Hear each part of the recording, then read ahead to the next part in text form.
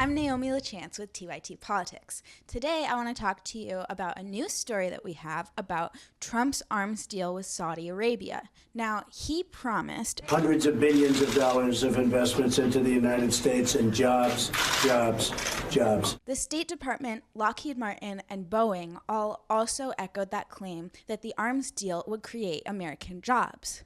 However, when you look closer at what the arms deal actually constitutes, it's very unlikely that the money from the deal will turn into manufacturing jobs or any sorts of jobs in the United States. It's approximately a $110 billion deal with defense contractors including Lockheed Martin, Raytheon, Boeing, and General Dynamics.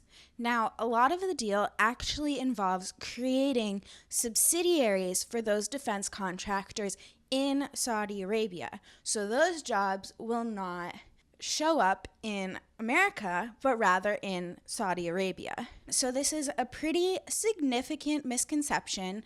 It's been told by Trump, it's been told by defense contractors, by the State Department. Even an Atlantic article said that the arms deal is good because it makes jobs. In addition to being a sort of crass way of looking at military affairs, it's also just not exactly true. This arms deal has raised significant concerns among human rights advocates and from some senators, including Rand Paul and Chris Murphy, who say that this deal will just exacerbate a huge humanitarian crisis in Yemen. Rand Paul says that he is going to try to block the deal in order and that it's just going to draw the U.S. further into conflict in the Middle East, including the situation in Yemen, which has terrible famine, disease outbreak. Saudi Arabia's airstrikes have been killing thousands of civilians. It's just not something that the U.S. should be getting involved in. Frida Cherrier's comment, they've already got 450 high-paying jobs building helicopters in Saudi Arabia. Meanwhile, Ford has announced 150,000 layoffs in the United States. Yeah, exactly. It's really clear from this deal that it will create jobs in Saudi Arabia.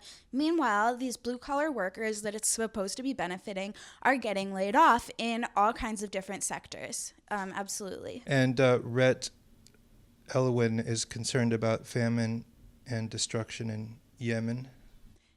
Yeah, it's a huge humanitarian crisis, and it's important to note that, this is something that Trump is inheriting from Obama's presidency.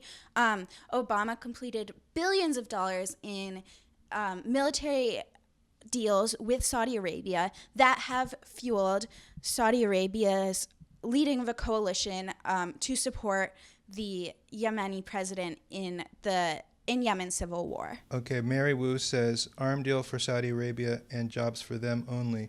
So the U.S. is giving them the money only? No. So the arms deal does give money to defense contractors, but that money usually goes back to shareholders, to CEO pay. It doesn't show up as American jobs the way it's being advertised that it will. Don't defense deals enrich top defense contractors more than the manufacturers of projects? So American weapons are being outsourced? Are the contractors American, the defense contractors? So the defense contractors are American, but they also are very involved overseas. This deal creates subsidiaries from the defense contractors that will be centered in Saudi Arabia.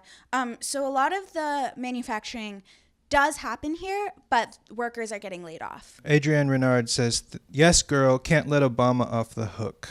Yeah, absolutely. I think there's a lot of idolization of Obama for policies that have been really problematic, like drone strikes, mass surveillance. That being said, Obama also did a lot of good things with his presidency. Brian Lego says, who even cares if it's American jobs? Merchants of death, capitalized death, no matter where it's based, aka immoral profiteering, like how it will be used in Yemen. Yeah, that's absolutely an important point. As I said, I think it's a crass way to look at arms deals, that they're going to create American jobs. But I also think it's important to call these people in power out on their lies. That even, regardless of if the arms deal should be happening or not, it doesn't make sense to be lying to American workers about the benefits they're supposedly going to get from it. Elizabeth Janukowski would like to know your age. Thank you, Elizabeth. I'm 22. So there's a few more comments about your age, and let's just talk about this for a second. So we've hired someone who is of the age that we are trying to reach. There's sort of an unspoken goal with the Young Turks that we're trying to empower young people to become active and informed citizens, and having people who are my age, which is twice Naomi's age, talking to young people about things that they should know or ought to care about I might not have the same amount of rapport. So would you like to defend your hiring? Yeah, I mean, I'd love to defend my hiring. I mean, I think that it's important to hear from a variety of voices, and that includes young people. You see all those articles saying like millennials are at fault for the housing market, millennials are at fault for people, just everything. Who will be there to defend us if not one of us? Oh, so. I see. It's that way. Okay. Well, there's also a lot of good comments. Sharon Bear Robe says, see, Bear Robe, is that really? Okay, anyways.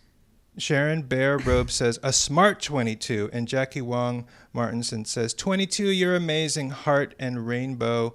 And Erica Miller says, great job. And Dot Sager says, give her a chance.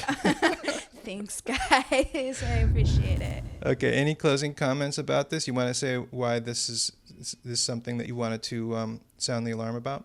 Yeah, I mean, there's a huge humanitarian crisis in Yemen right now, and the U.S. is just getting more and more involved through arms deals. This war in the Middle East has been going on for so long, so much money, so many lives. We need to hold people accountable for their lies about it.